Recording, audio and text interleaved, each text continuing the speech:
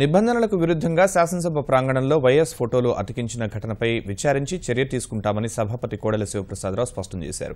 సభా ప్రాంగణంలో వైఎస్ ఫోటోలు అతికించిన వారి చర్యలు తీసుకోవాలని ప్రభుత్వ చీఫ్ విప్ కాల్వ శ్రీనివాసులు, మంత్రి అచ్చెన్నాయుడు సభాపతిని కోరారు. నిబంధనల ప్రకారం సభా ప్రాంగణంలో సభాపతుల చిత్రాలు తప్ప ఎవరి ఫోటోలు పెట్టడానికి వీల్లేదని కోడెల శివప్రసాదరావు చెప్పారు. రాజశేఖర రెడ్డి గారు 6 సంవత్సరాలు ముఖ్యమంత్రిగా పరిపాలన చేసిండొచ్చు, కానీ ఈ రాష్ట్రాన్ని అన్ని రకాలుగా భ్రష్టు పట్టించిన పరిపాలన అదనేది మీరు గుర్తుపెట్టుకోవాలా. ఈ వ్యవస్థలన్నీ ధ్వంసం చేసి 1,00,000 కోట్ల రూపాయల అవినీతి చేసి ప్రజాధనాన్ని దోపిడీ చేసి విచ్చలవిడిగా అవినీతి రాజ్యాన్ని స్థాపించిన ఒక అవినీతి పరుడి ఫోటోలు నాడు పెడతారేమండి? ఎట్లా పెడతారు? నిబంధనలు లేవా? చట్టాలు లేవా? మీకేం తెలియదా?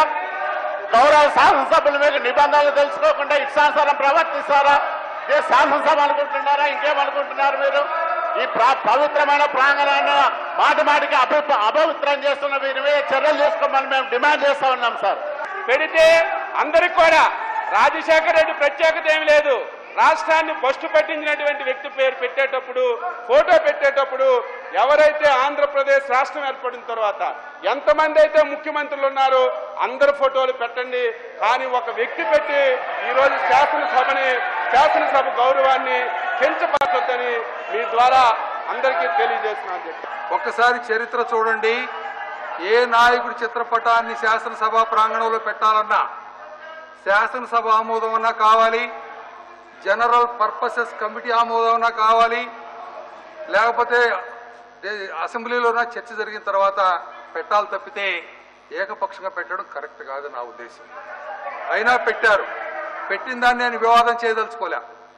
నేను మళ్ళా ఒక జనరల్ పర్పసెస్ కమిటీ పిలిచి అవసరమైతే అసెంబ్లీలో మాట్లాడి అసెంబ్లీ ఒక తీర్మానం మేరకు ఆమోదం మేరకు చేయాలని నేను నిర్ణయం తీసుకున్నాను.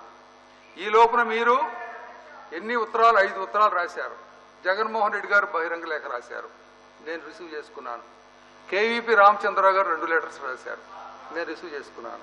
కేవీపీ రామచంద్రరావు గారు రాజ్యసభ సభ్యుడు, వారు లెటర్ రాస్తూ చెప్తాడు, అవిభక్త ఆంధ్రప్రదేశ్ రాష్ట్రం నుండి ఎన్నికైన ఆఖరి సభ్యుడిని నా నియోజకవర్గమైన రాష్ట్ర శాసనసభ ఆవరణలో జరుగుతున్న ఒక అనాలోచిత అనాగరిక అక్రమ చర్య గురించి మీకు లేఖ రాశాను. ఇది అసెంబ్లీ పట్ల వారు వాడిన భాష. ఇది మీకు ఆమోదమా చెప్పండి మీరు.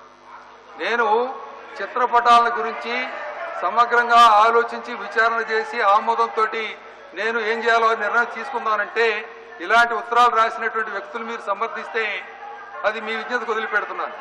కాబట్టి ఈ రోజున మీరు ఫోటోలు అంటించడం నేను అది కరెక్ట్ కాదు అని చెప్పి మనం చేస్తున్నాను. ఎంక్వైరీ చేసి తప్పకుండా విచారణ జరుగుతుంది, మీ అందరూ ఆమోదిస్తే.